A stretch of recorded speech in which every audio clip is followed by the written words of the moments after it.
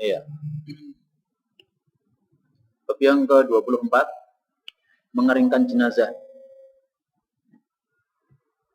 Dalilnya hadis nomor 47. Akan tapi hadisnya hadis yang mursal, dan hadis mursal adalah hadis yang dhaif. An Hisham bin Urwah qala luffa Nabi sallallahu alaihi wasallam, Nabi sallallahu alaihi wasallam dibalut fi thawbi hibarah, pada baju hibarah. Jufifa fihi, yang beliau itu dikeringkan padanya. Tsumma nuzi'a, kemudian beliau dicabut. Wa ju'ila makanahu sahul, dan diletakkan sebagai gantinya kain sahul.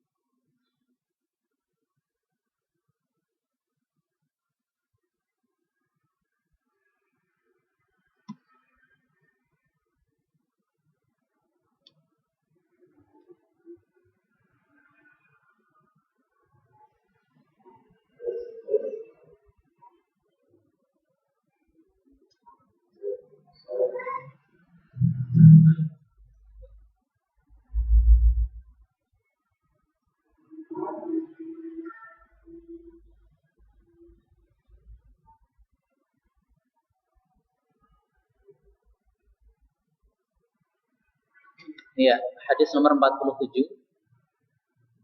menunjukkan bahwasanya Nabi Shallallahu Alaihi Wasallam dikafani dengan kain hibarah. Akan tapi setelah itu kafannya dicabut lagi, kemudian dikafani dengan kain yang lainnya.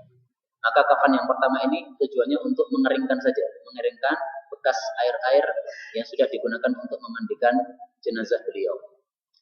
Tapi sayang sekali hadis ini sanaduhu munqati', sanadnya terputus. Nah, hadis yang sanadnya terputus itu termasuk hadis yang dhaif. Nah, hadis yang dhaif tidak bisa dijadikan dalil. Akan tapi pertanyaannya, apakah mayit itu tidak boleh dikeringkan? Tentu saja diperbolehkan. Karena itu termasuk muamalah yang tidak perlu kepada dalil. Karena asalnya muamalah itu hukum asalnya adalah diperbolehkan. Ya, seperti kita memakai HP, nggak perlu dalil. Kita memakai mobil, di masa dulu nggak ada mobil, nggak perlu dalil. Karena ini semuanya adalah muamalah. Nah, termasuk mengeringkan jenazah setelah dia dimandikan, itu juga tidak perlu kepada dalil.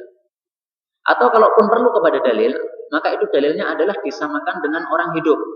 Ketika orang hidup, Nabi Shallallahu Alaihi Wasallam ketika masih hidup, kadang-kadang setelah mandi beliau pakai handuk, kadang-kadang juga tidak.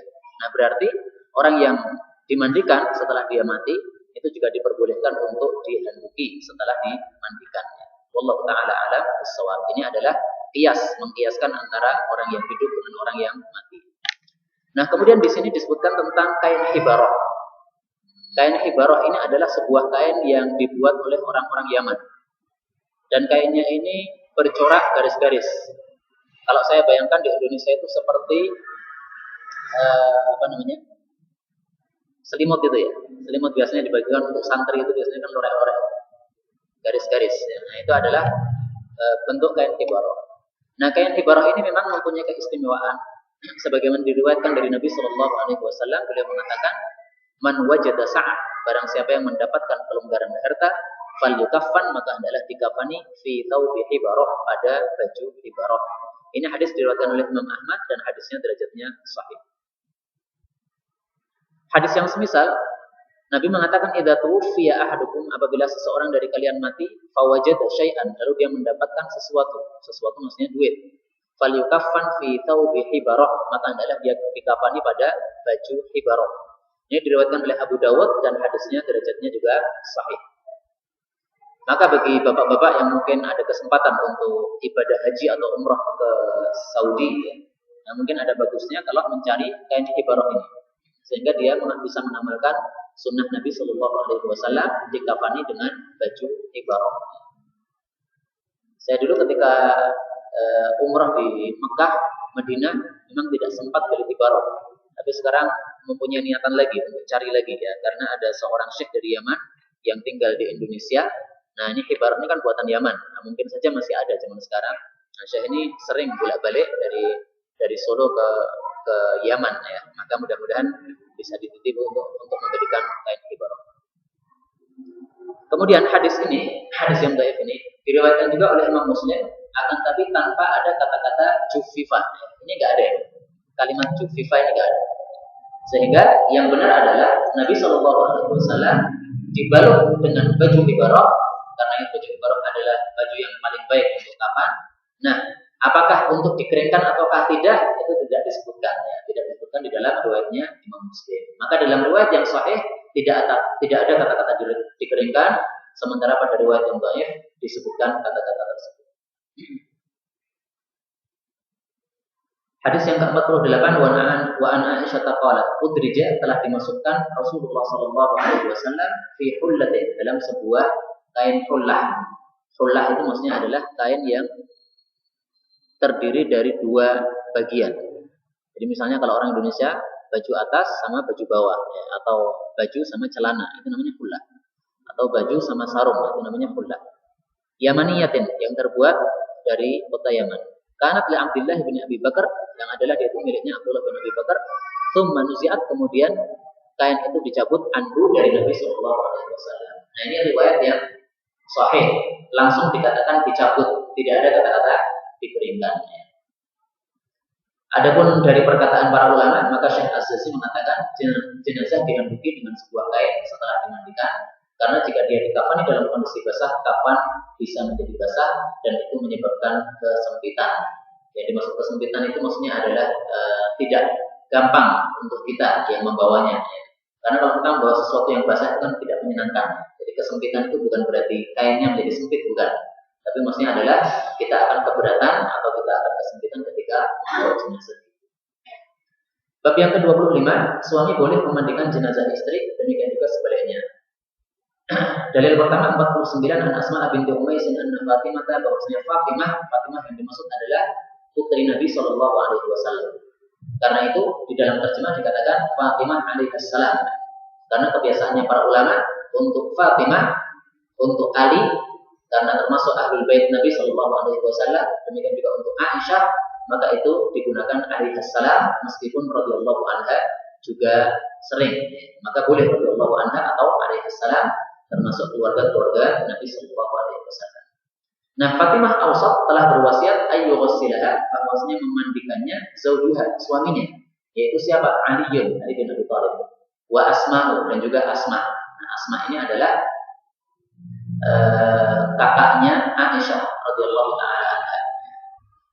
Jadi Asma ini kakaknya Aisyah radhiyallahu taala anha. Jarak antara Asma dengan Aisyah itu ada 10 tahun. Faghassalaha, lalu keduanya pun memandikannya. Jadi Ali dan Asma memandikan Fatimah radhiyallahu taala anha. Hadis ini diriwayatkan oleh Daruqutni. Mungkin ada orang mengatakan ini kan perbuatan Fatimah, dan perbuatan Fatimah tidak bisa dijadikan dalil. Maka jawabannya adalah memang ini perbuatan Fatimah. Akan tapi perbuatan Fatimah ini atau wasiat dari Fatimah ini tidak ada siapapun sahabat yang menolak. Nah, kalau tidak ada sahabat yang menolak, itu disebut sebagai ijma' sahabat, kesepakatan para sahabat. Nah, kalau sahabat sudah bersepakat, maka ini bisa dijadikan dalil. Jadi dalilnya di sini bukan karena Fatimahnya, tapi dalilnya di sini adalah karena kesepakatan para sahabat. Tapi kalau Fatimah berwasiat seperti ini, kemudian para sahabat mengingkari, nah pada saat itu ucapan Fatimah atau wasiat Fatimah tidak bisa dijadikan sebagai hujjah. Maka kita berhujjah bukan Fatimahnya, tapi karena apa? Karena ijma'nya para ulama radhiyallahu taala. Kemudian Fatimah radhiyallahu taala anha berpendapat seperti itu ternyata ada dasarnya dari sabda Nabi sallallahu alaihi wasallam. Hadis nomor 50. Wa an Aisyah qalat, raja'an adalah kembali Rasulullah sallallahu alaihi wasallam min al-Baqi, dari Baqi. Baqi ini adalah nama pekuburan di dekat Masjid Nabawi, yang dulu asalnya adalah pasar. Kemudian pasarnya dihentikan, diubah menjadi kuburan. Faqala, lalu Nabi bersabda, ma darraki, tidaklah memudarati engkau wahai Aisyah, lau mitti qabli, kalau engkau mati sebelum saya. Faqumtu alaiki, lalu aku akan berdiri atasmu. Yang dimaksud berdiri ini maksudnya adalah mengurusi. Maka di sini diterjemahkan apa? Mengurusmu. Kalau terjemah per kata qama yaqumu, berdiri. Tapi kalau qama ala itu artinya mengurusinya. Fa ghassaltuki, lalu aku memandikan engkau, wa kaffantuki, dan aku mengkafani engkau, wa shallaitu alaiki, dan aku mensalatkan engkau, wa dafantuki, dan aku juga yang menguburkan engkau. Rawahu Ibnu Majah bi isnadin rijaluhu thiqat. Diriwayatkan oleh Ibnu Majah, sanadnya, rawi-rawinya semuanya thiqat. Ya, hadis ini menguatkan riwayat sebelumnya. Kalau riwayat sebelumnya cuma perbuatan Fatimah, maka hadis yang ke-50 ini adalah sabda Nabi sallallahu alaihi wasallam. Nah, kemudian dalam memahami hadis ini, para ulama mengatakan ini hukumnya khusus untuk suami istri saja. Suami boleh memandikan istrinya. Berdasarkan apa? Nabi sallallahu alaihi wasallam mengatakan kepada Aisyah, kalau kamu mati sebelum saya yang akan memandikan engkau. Nah, sekarang dibalik. Kalau perempuan yang memandikan suaminya, apakah diperbolehkan? Jawabannya adalah boleh, meskipun hadis ini hanya menyebutkan suami memandikan istri.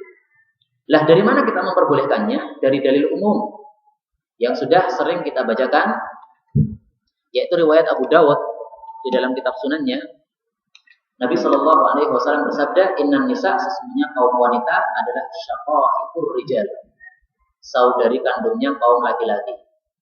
Hadis ini disabdakan oleh Nabi Shallallahu Alaihi Wasallam dalam rangka menyamakan hukum antara laki-laki dengan perempuan. Maka kalau laki-laki boleh memandikan istrinya, demikian juga istri boleh memandikan suaminya. Ya. Maka untuk istri memandikan suami, ini hukumnya adalah dalilnya adalah dalil qiyas. Tapi kalau suami memandikan istrinya, maka dalilnya adalah dalil dari teks sabda Nabi Shallallahu Alaihi Wasallam. Kemudian ada satu hal yang perlu digarisbawahi dari hadis ini, yaitu kata-kata al-baqi.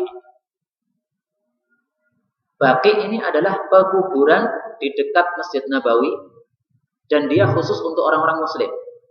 Menunjukkan bahwasanya kalau kita pengen mengikuti sunnah Nabi, maka semestinya kuburan orang muslim itu khusus, tidak dicampur aduk dengan kuburan orang kafir. Nabi Shallallahu Alaihi Wasallam pernah mengancam kepada salah satu sahabatnya yang melanggar sebuah larangan Nabi. Maka beliau mengancamnya, mengatakan, kalau saya tahu dia melakukan seperti itu, saya tidak mau menguburnya di kuburan orang muslim. Jadi semacam hukuman. Ketika ada seorang muslim tidak dikuburkan di tempatnya orang-orang muslim, tapi dikuburkan di kuburan campuran, maka itu adalah seperti apa? Seperti hukuman. Nah, maka kalau kita di Indonesia, kuburan kita masih campuran, itu berarti posisi kita posisi orang yang dihukum oleh Nabi. Tidak dikelompokkan khusus dengan orang-orang muslim. Karena itu alhamdulillah di Solo ya sudah ada kuburan khusus muslim. Nah, kalau di Klaten sudah ada belum, Pak? Kuburan khusus muslim sudah ada belum di Klaten? Belum ada. Campur gitu. Iya. Apa? Oh, di desa-desa masih ada. Itu khusus muslim saja. Kafir nggak boleh. Nah, itu alhamdulillah. Berarti di Gading ada ya? Ya, alhamdulillah. Maka perlu diusahakan ya kalau memang tidak ada ya. Karena memang termasuk ajaran dari Nabi Shallallahu Alaihi Wasallam seperti itu, tidak digabungkan antara kuburannya orang-orang muslim dengan orang-orang kafir. Ada pertanyaan, orang kafir itu dalam kuburannya kan disiksa, Pak, dan dia kan menjerit-jerit. Nah, ketika ada orang muslim dikubur di sampingnya, apakah terganggu dengan ceritanya atau enggak? Kalau terganggu kan berarti nggak bisa tidur, nggak bisa istirahat. Ya. Nah, jawabannya adalah di sana ada hadis yang dhaif, yang mengatakan bahwasanya orang yang dikuburkan di dekat orang yang kafir atau orang yang jelek, maka dia akan terganggu oleh kuburan tetangganya yang jelek itu. Tapi ini karena hadisnya dhaif, tidak bisa dijadikan dalil. Tapi sekali lagi saya harus katakan bahwa hadis dhaif tidak semuanya kemudian isinya salah. Bisa jadi isinya benar, hanya sanadnya itu dhaif. Sehingga kita tidak boleh mengatakan ini sabda Nabi secara tegas. Ya, kita cuma mengatakan diriwayatkan dari Nabi, ya bisa benar bisa salah. Maka khawatir kalau riwayat itu benar, maka sebaiknya umat Islam disendirikan di dalam kuburannya. Ya. Oke. Kalau di Sragen yang saya tahu itu kuburannya memang satu, ya. Tapi untuk yang Muslim diletakkan di utara misalnya, ya. Kemudian yang kafir yang di selatannya, gitu.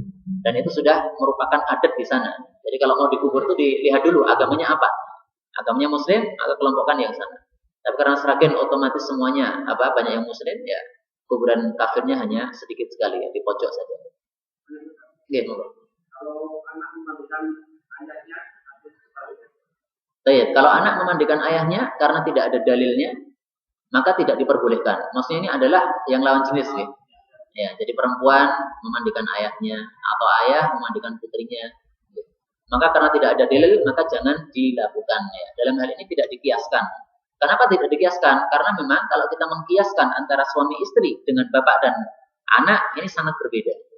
Kalau suami istri itu kan afwan ini ya. Kalau telanjang kan juga nggak ada masalah gitu. Tapi kalau antara bapak dengan anak kan telanjang kan tidak diperbolehkan. Ada batasan-batasan auratnya. Tapi kalau suami dengan istrinya nggak ada sama sekali batasan. Dari kepala sampai kakinya semuanya terbuka tanpa busana, itu halal, tidak ada masalah. Dilihat nggak ada masalah. Meskipun sebagian ulama karena mungkin menganggap itu tidak beradab sehingga melarangnya. Tapi saya katakan kita harus membagi dua. Kalau secara hukum diperbolehkan. Tapi kalau secara adab ya sebaiknya jangan. Karena namanya itu kan kemaluan. Kemaluan itu apa? Kalau dilihat sesuatu yang memalukan. Maka kalau tidak mau dilihat ya jangan dipaksain untuk dilihat. Itu kepada suami dengan istrinya masing-masing. Sehingga tidak bisa dikiaskan. Kalau mau dikiaskan namanya adalah qiyas ma'al farik. Itu menyamakan sesuatu yang berbeda. Nah, para ulama mengatakan kalau ada dua perkara yang disamakan padahal berbeda, itu adalah qiyas yang tercela, tidak diterima oleh para ulama radhiyallahu taala. Kemudian bab yang ke-26, mandi setelah memandikan jenazah. Ini tidak wajib hukumnya meskipun ada perintahnya. An Abi Hurairah anna Rasulullah sallallahu alaihi wasallam qala, man barang siapa ghassala yang memandikan al-mayyita mayit falyaghtasil, maka hendaklah dia mandi. Wa man hamalahu dan barang siapa yang memikul mayit falyatawadda, maka hendaklah dia berwudu. Rawahu Abu Dawud wa Tirmidzi wa huwa shahih. Hadis ini isinya memang perintah. Falyaghtasil, hendaklah dia mandi. Dan kaidah mengatakan hukum asal dari perintah itu adalah untuk menunjukkan kewajiban. Akan tapi para ulama semuanya mengatakan bahwasanya falyaghtasil ini perintahnya perintah sunnah. Sehingga kalau kita lihat di dalam kitab-kitab fikih, apakah perkara-perkara yang menyebabkan wajib mandi? Itu tidak ada yang mengatakan memandikan jenazah, tidak ada. Junub, ya, menyebabkan wajib mandi. Mati menyebabkan wajib mandi. Akan tapi memandikan jenazah tidak menyebabkan. Lah, kenapa diartikan di sini adalah perintah yang sunnah saja, tidak wajib? Jawabnya adalah karena orang muslim ini baik hidup maupun mati dia tidak najis. Nah, kalau tidak najis berarti kita memandikannya, maka tidak ada sesuatu yang mengharuskan atau mewajibkan kita harus mandi. Sehingga tidak bisa diartikan ini perintah yang wajib. Demikian juga perintah yang kedua, falyatawadda, berwudu setelah memikul jenazah. Ini juga tidak wajib. Sehingga kalau kita lihat dalam kitab-kitab fikih, perkara-perkara yang menyebabkan wajib wudu itu enggak ada. Ya. Memikul jenazah enggak ada. Adanya kentut, kemudian kencing dan lain-lainnya itu. Oke, monggo.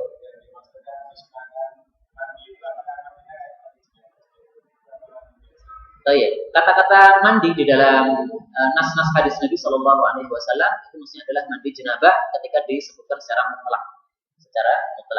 Karena yang dimaksud oleh Nabi Shallallahu Alaihi Wasallam adalah toharoh. Nah, toharohnya mandi adalah apa? Mandi janabah. Akan tapi yang harus dipahami juga bahwa mandi janabah itu dibagi dua.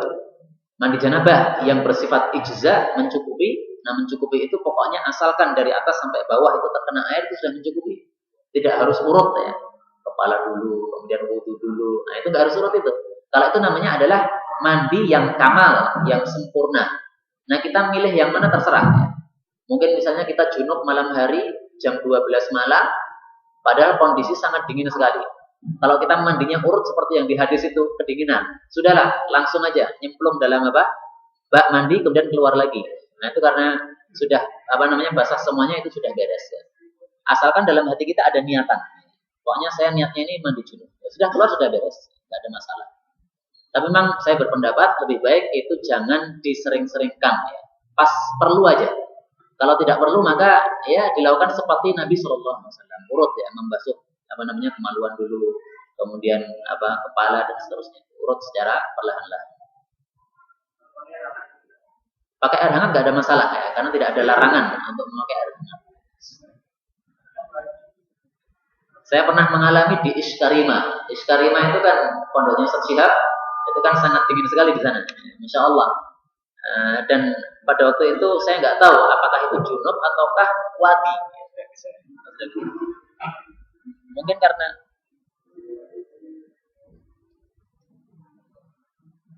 sudah, mungkin karena terlalu dingin ya, sehingga keluar cairan.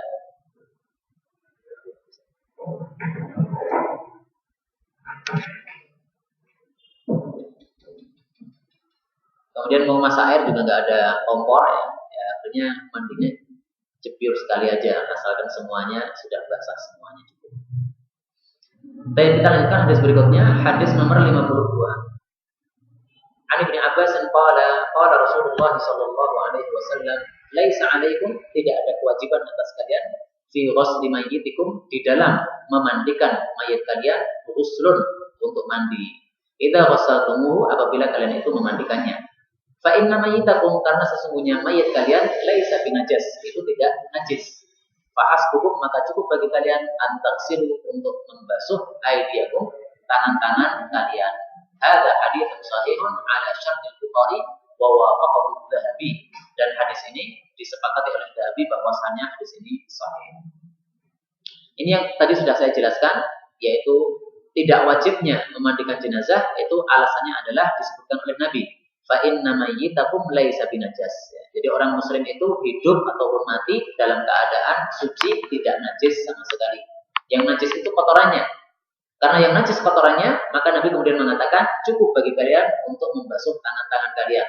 Karena kalau memandikan jenazah kan dikhawatirkan tangannya terkena kotorannya jenazah itu. Karena mungkin ketika mengeluarkan tainya, itu bisa terkena sedikit kotoran, maka dicukupkan untuk mencuci tangan yang terkena kotoran itu. Andai kan misalnya kita yakin ya, tangan kita tidak ada kotorannya, maka perintah membasuhnya juga tidak wajib. Maka diartikan wajib ini adalah ketika ada kotoran di dalamnya. Tapi kalau tidak ada kotoran di dalamnya, maka juga tidak wajib juga untuk mencuci tangan. Nah, saya teringat satu masalah yang lain, yaitu tentang mencuci tangan sebelum makan. Para ulama ternyata berbeda pendapat. Ada yang mengatakan mencuci tangan sebelum makan perbuatan bid'ah. Sehingga ada seorang ulama, saya lupa namanya, kalau tidak salah Imam Malik, beliau diundang makan, maka beliau tidak mau. Dan beliau mengatakan, saya tidak mau hadir di tempat antum. Kenapa? Karena antum adalah kaum-kaum yang makan, dan sebelum makan itu cuci tangan dulu. Dan itu tidak ada dalilnya, itu adalah bid'ah. Nggak mau datang. Akan tapi, ternyata yang dimaksud oleh para ulama itu adalah ketika kita mengharuskan orang untuk mencuci tangan, padahal tangannya sudah bersih. Itu maksudnya. Bukan berarti kalau tangan kita kotor, kemudian kita mencuci dulu sebelum makan, itu bid'ah, bukan ya. Tapi mengharuskan seseorang sesuatu yang bukan menjadi keharusan, itulah yang dianggap sebagai bid'ah. Maka jangan memaksakan terhadap sesuatu yang tidak ada dalilnya dari Nabi Shallallahu Alaihi Wasallam. Dan kemudian dari sisi ilmu hadis, di sini dikatakan wafaqahu Dzahabi. Imam Dzahabi menyepakatinya. Kenapa muncul kalimat ini? Karena hadis ini diriwayatkan oleh Al-Imam Hakim. Dan Imam Hakim ini termasuk ulama yang memudahkan di dalam mensahihkan hadis. Sehingga kalau ada Imam Hakim mensahihkan hadis, sementara ulama-ulama yang lain tidak mensahihkannya, para ulama ini kurang puas. Yang kurang puas bukan saya, tapi para ulama. Dan mereka memvonis sendiri, Imam Hakim termasuk yang mempermudah. Sehingga ada ulama yang muncul setelah Imam Hakim, namanya Imam Dzahabi. Nah, Imam Dzahabi ini meneliti kitabnya Imam Hakim dari awal sampai akhirnya. Nah, setiap ada kalimat yang salah dari Imam Hakim, itu beliau mengomentarinya. Tapi kalau tidak salah, misalnya di sini Imam Hakim mengatakan hadza haditsun shahih. Hadis ini sahih ala syartil Bukhari, sesuai dengan syaratnya Imam Bukhari. Maka Imam Dzahabi diam saja. Nah, kalau Imam Dzahabi diam tidak berkomentar, itu namanya wafaqahu ya. Imam Dzahabi sepakat dengan Imam Hakim, alias dia setuju bahwasanya hadis ini sahih. Maka dalam terjemahnya cuma dikatakan disahihkan Dzahabi ya. Tapi sebenarnya kalau arti asalnya wafaqahu, ini artinya bukan disahihkan, tapi artinya adalah menyetujuinya ya Imam Dzahabi. Nah, ini alasan kenapa dimunculkan kata-kata wafaqahu Dzahabi. Dan yang memunculkan seperti ini bukan Ustaz Abu Abdillah saja ya. Ini cuma meniru para ulama. Ulama-ulama zaman dulu kalau menukil hadis riwayat Imam Hakim biasanya ditambahi kata-kata seperti ini. Wafaqahu Dzahabi atau Imam Dzahabi menolaknya dengan penjelasan. Dan kita masuk bab baru, bab tentang kafan. Oke, monggo. Iya, monggo.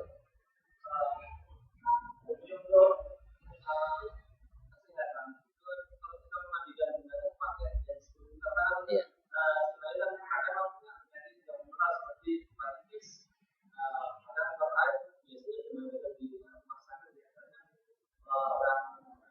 Oke. Iya. Iya. Pertanyaan dulu, Pak, karena ini ada yang menarik menurut saya. Apakah orang mati yang punya hepatitis itu masih bisa menularkan hepatitisnya? Oh, masih bisa, guys. Ini ilmu baru bagi saya nggak tahu ya. Tapi itu ya, karena virus ya. Oh, okay. Karena itu sudah jelas bolehnya. Yaitu boleh kita menggunakan apa? Ya, untuk tangan itu nggak ada masalah. Karena apa? Karena itu termasuk muamalah. Nah, hukum muamalah itu secara umum diperbolehkan tanpa perlu dalil. Bahkan kalau kita ditanya orang, apa dalilnya boleh? Maka kita mengatakan dalilnya adalah tidak adanya dalil. Menggunakan apa? Sapu tangan. Kok menggunakan sapu tangan? Dalilnya apa? Dalilnya adalah tidak ada dalil yang ngomong seperti ini bukan saya. Itu ulama-ulama. Syekh Utsaimin ketika menjelaskan masalah-masalah muamalah, beliau juga mengatakan seperti itu. Ya. Kalau ditanya apa dalilnya, katakan saja, tidak ada dalil. Baik. Kemudian untuk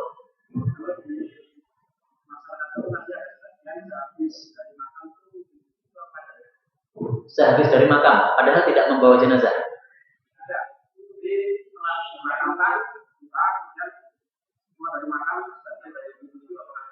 Saya belum pernah mendapatkan dalilnya sama sekali, dan saya tidak mengetahuinya kalau di Solo ada kayak gitu ya.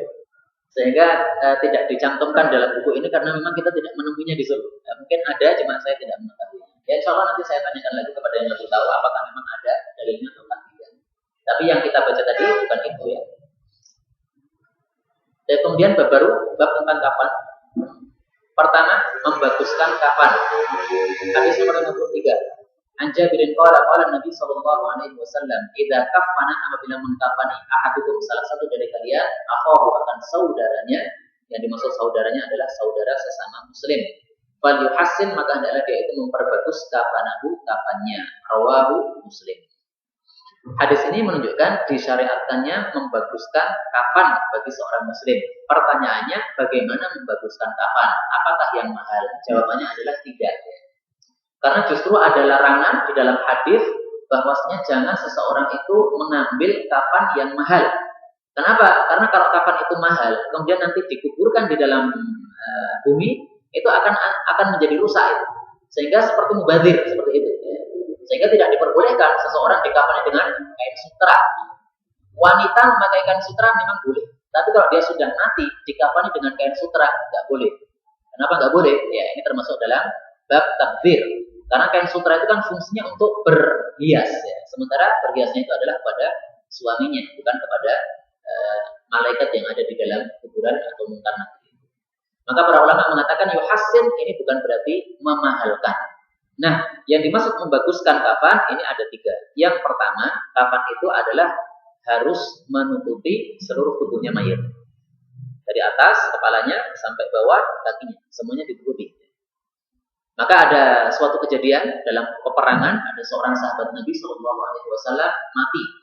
Dicari-cari kafan, nggak ketemu kecuali hanya menutupi bagian kepala sampai lututnya saja. Kalau ditarik ke atas, maka kakinya kelihatan. Tapi kalau ditarik ke bawah, maka kepalanya kelihatan.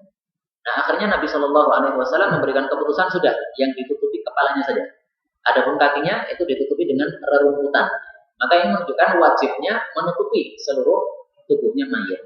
Kalau tidak ada kain yang mencukupi, ya dicukup-cukupkan dengan benda yang lainnya, ya, selain kain seperti rumput-rumputan dan lain-lainnya. Ini yang pertama. Yang kedua, membaguskan kafan adalah dengan baju yang putih. Tapi sudah saya jelaskan dulu, baju yang putih ini tidak wajib. Sehingga warnanya hitam juga nggak ada masalah, warnanya hijau juga nggak ada masalah. Kemudian yang ketiga, membaguskan kafan, itu tadi sudah kita sebutkan dalilnya, yaitu dikafani dengan kain hibarah. Dengan kain hibarah. 54. Wa an Anas qala Rasulullah sallallahu alaihi wasallam, "Idza waliya apabila mengurusi ahadukum salah satu dari kalian akhahu saudaranya, fal yuhsin maka hendaklah dia membaguskan kafanahu kafannya." Fa innahum, nah ini disebutkan alasannya oleh Nabi. Karena sesungguhnya mereka yub'atsuna, mereka akan dibangkitkan fi akfanihim, dalam kapan-kapan mereka. Wa yatazawarun, dan mereka itu saling berziarah fi akfanihim, di dalam kapan-kapan mereka juga. Hadis ini diriwayatkan oleh Imam Al-Khatib Al-Baghdadi, dan hadis ini derajatnya sahih menurut Asy-Syaikh Al-Albani rahimahullahu taala. Jadi alasannya kenapa membaguskan kafan? Alasannya dua. Karena nanti kalau kita bangkit, kafan yang kita pakai di dunia itulah yang akan kita jadikan sebagai baju kita. Meskipun nanti telanjang lagi, telanjang ketika di padang mahsyar.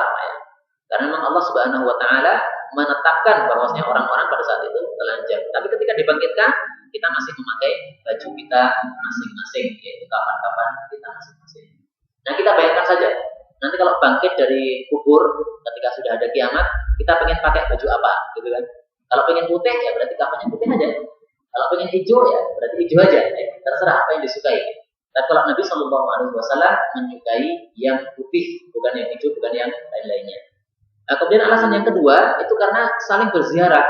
Jadi antara jenazah dengan jenazah yang lainnya itu saling ziarah, Pak. Tapi ini adalah permasalahan yang kita tidak bisa menalarnya. Ziarahnya gimana? Ya, itu nggak bisa dinalar. Karena itu sudah alam barzakh, bukan alam kita lagi. Kita alam dunia, sehingga tidak bisa memikirkannya. Akan tapi banyak sekali perkataan-perkataan para ulama yang menunjukkan bahwasanya memang orang-orang yang sudah mati itu ternyata masih mengalami kehidupan, akan tapi kehidupannya memang pada alam yang berbeda. Sehingga kalau ada orang masuk kuburan kan disunahkan assalamualaikum. Kenapa kum ini? Kum ini kan untuk orang yang masih hidup, orang yang masih bisa mendengar ya. Assalamualaikum. Ini karena memang sebenarnya orang mati itu mendengar juga ketika disalami.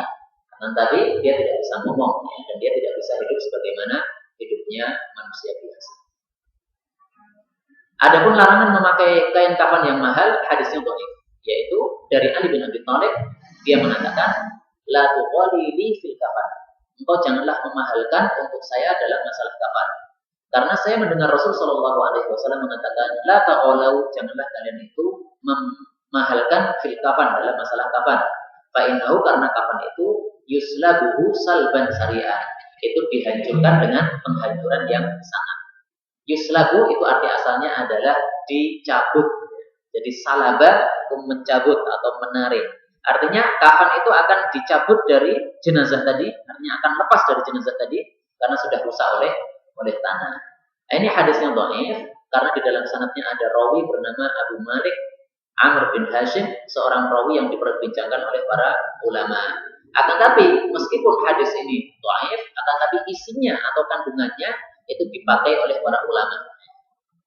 Sehingga Imam Nawawi misalnya mengatakan kain yang kafan itu adalah kain yang sedang-sedang, tidak berlebihan atau tidak memilih yang mahal atau mewah. Ini kan sama isinya dengan hadis dhaif tadi. Jadi kita mengatakan hadisnya dhaif, akan tapi isinya benar ya, karena sesuai dengan dalil-dalil yang lainnya yang melarang kita untuk takbir dan lain-lainnya. Kemudian kafan sutra ini bagi laki-laki haram, bagi perempuan boleh, akan tapi makruh. Jadi boleh tapi makruh itu maksudnya nggak usah dilakukan, ya. jangan dilakukan. Bab yang ke-28, kain putih lebih utama, yaitu tidak wajib. Hadisnya dari Ibnu Abbas, Nabi Shallallahu Alaihi Wasallam bersabda, ilbasu, pakailah oleh kalian min thiyabikum, dari pakaian-pakaian kalian al-bayadha, yang putih. Fa innaha, karena sesungguhnya putih, min, termasuk khairi thiyabikum, baju yang paling baik bagi kalian. Wa kafinu, dan kafanilah fiha, di dalam baju putih itu, mautakum, orang-orang mati kalian. Hadis ini zahirnya menunjukkan wajibnya mengkafani dengan kain putih, karena di sini kafinu ini adalah perintah. Dan para ulama mengatakan asal perintah menunjukkan kewajiban. Tapi kenapa diartikan tidak wajib? Karena hadis yang sebelumnya tadi, Nabi Shallallahu Alaihi Wasallam menyuruh kita untuk dikafani dengan kain ibaroh. Padahal kain ibaroh itu nggak putih, tapi lorek-lorek. Nah, makanya ada dua hadis yang tampaknya bertentangan. Yang satu menyuruh putih, yang satu menyuruh yang lorek-lorek. Maka bisa digabungkan, yaitu perintah putih ini tidaklah perintah yang wajib. Wallahu ta'ala alam bissawab. Kemudian dari hadis ini juga kita bisa ambil pelajaran bahwasanya baju putih itu termasuk baju yang paling baik. Nabi tidak mengatakan baju putih baju yang paling baik, tapi termasuk baju yang paling baik. Jadi berarti ada warna yang lain selain putih yang juga baik. Misalnya warna hijau. Karena warna hijau ini adalah warna yang dipilih oleh Allah Subhanahu wa taala untuk penghuni-penghuni jannah nanti. Allah Subhanahu wa taala menyebutkan di dalam Al-Qur'anul Karim pada surah Al-Insan ayat yang ke-21. Aliyahum thiyabu, pakaian-pakaian sundusin, sutra khudrun yang hijau-hijau. Wa istabraq, dan juga sutra. Jadi sundus ini sutra, istabraq ini juga sutra, cuma ada beberapa macam sutra. Nah, yang dipilihkan oleh Allah Subhanahu wa taala untuk ahli jannah adalah hijau. Ini menunjukkan fadilahnya warna hijau berdasarkan nas dari Al-Qur'an ini. Maka benar di sini Nabi mengatakan min khayri thiyabikum, termasuk baju yang paling baik. Tidak harus salah, tidak harus yang paling baik, tapi termasuk saja. Karena itu Nabi Shallallahu alaihi wasallam pernah memakai baju putih, pernah memakai baju hijau, pernah juga memakai baju merah. Ya. Tapi merahnya bukan merah yang utuh merah, tapi ada campurannya. Karena menurut sebagian ulama, merah yang utuh dari awal sampai akhirnya itu malah dilarang bagi kaum laki-laki. Wallahu ta'ala a'lam bis-shawab. Kiranya sampai sekian dulu kita cukupkan. Mudah-mudahan bisa dilanjutkan pada pertemuan yang akan datang.